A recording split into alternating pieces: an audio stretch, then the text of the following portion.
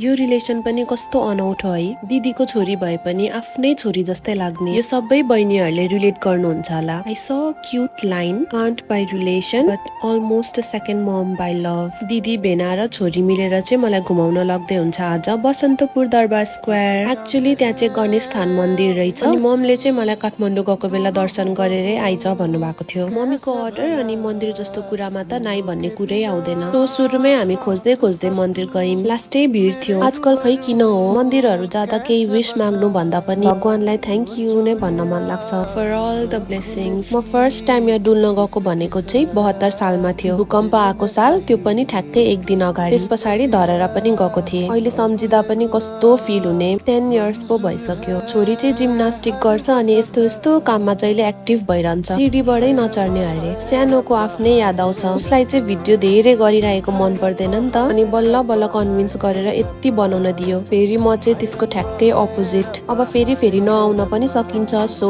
Photo video चाहिँ बेलामै खिच्नु पर्छ है। मेरो गाइड मेरो दिदी चाहिँ थकित भइसक्नु भयो। काठमाडौँमा बस्नु हुनेहरूलाई कति रमाइलो है बेलुका बेलुका यहाँ घुम्न आउँदा। दिउँसै पनि यहाँको भाइब नै छुट्टै। यसपालि चाहिँ म लिभिङ गडेस कुमारी घर पनि गएँ अनि उहाँलाई हेर्न पनि पाएँ। यति बेसी घुमिसकेको थियौँ कि लास्टै भोक लाग्यो। सो छेउकै एउटा रेस्टुरेन्ट खाजा खाएर फर्कियौँ। Okay by.